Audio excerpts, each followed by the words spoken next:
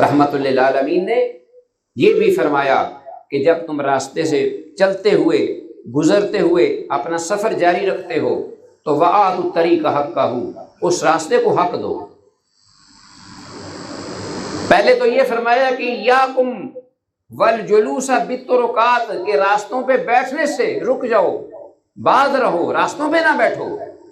یہ انسانی اعلی اقدار کے خلاف ہے کہ شریف لوگ جو ہیں وہ راستوں پہ نہیں بیٹھتے۔ تو پھر صحابہ نے کہا اللہ کے رسول کہ اگر ہمارے لیے بہت ضروری ہو، ہم اس کے بغیر کوئی چارہ نہ ہو، ہمیں بیٹھنا پڑے بس اپنی ضرورت کی بنا پر، مجبوری کی بنا پر، تو آپ نے فرمایا کہ اذ ابیتم الا الجلوس فآتوا الطریق حقہ، اگر بیٹھنا ضروری ہے تو پھر راستے کا بھی حق ہے۔ اگر تم مسلمان ہو، دیکھنے والا گزرنے والا وہ یہ پہچان لے کہ یہ محمد رسول اللہ کا امتی ہے، یہ عام آدمی نہیں، راستے پہ بیٹھا ہوا۔ تو فرمایا کہ وما حق الطریق، اے اللہ کے رسول راستے کے کیا حق ہیں؟ آپ نے فرمایا پہلا حق غض البصر، کہ آپ کی نگاہ جھکی ہونی چاہیے، آپ کی نگاہ میں شرافت اور حیا ہونا چاہیے، اور وہ نظر اللہ کی نافرمانی میں نہ اٹھے۔ اور دوسرا حق وکف الاذی، فرمایا کہ کسی دوسرے کو تکلیف اور دکھ کے لیے تیرا ہاتھ اور زبان نہ اٹھے، نہ زبان چلے نہ ہاتھ اٹھے، کسی بھی مخلوق کو اس راستے پہ بیٹھے ہوئے تکلیف نہیں دو، ایذا نہ دو۔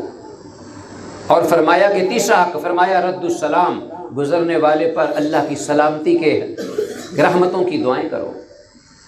ان کو سلامتی کے پیغام دو۔ رد السلام، سلام کوئی کہتا اس کو جواب لوٹاؤ۔ والامر بالمعروف والنہی عن المنکر،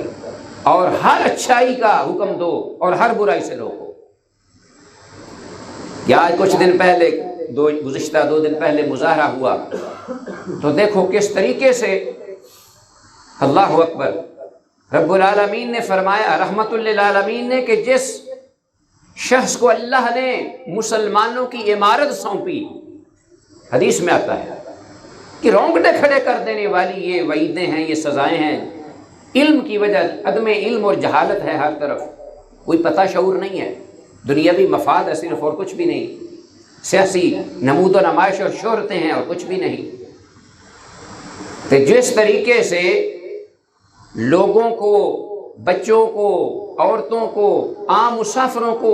مریضوں کو، اور وہ جو لوگ جن کا اس احتجاج سے کوئی تعلق نہیں تھا، ہزاروں لوگ جو سڑکوں پر پھنس گئے، کس کی وجہ سے؟ یہ حکومت وقت ہے،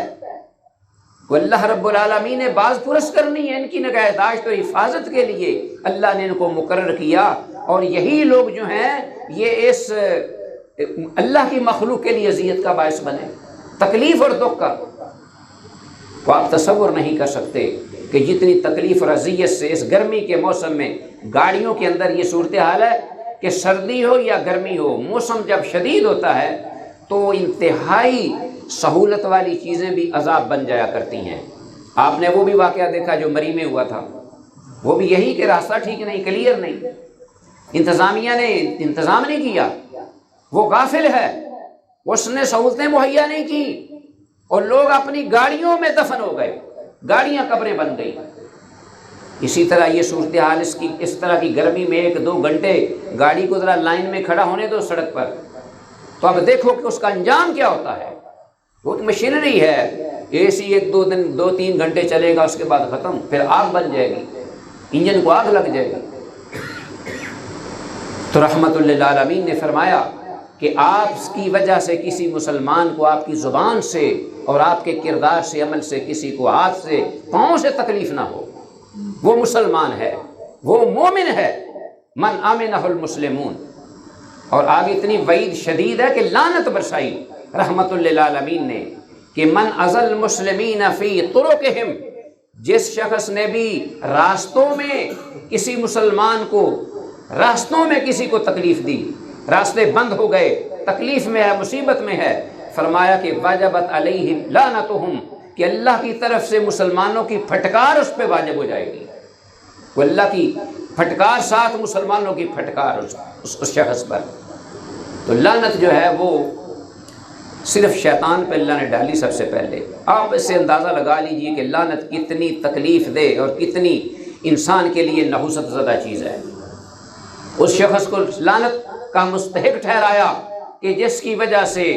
راستے میں لوگوں کو تکلیف ہوئی۔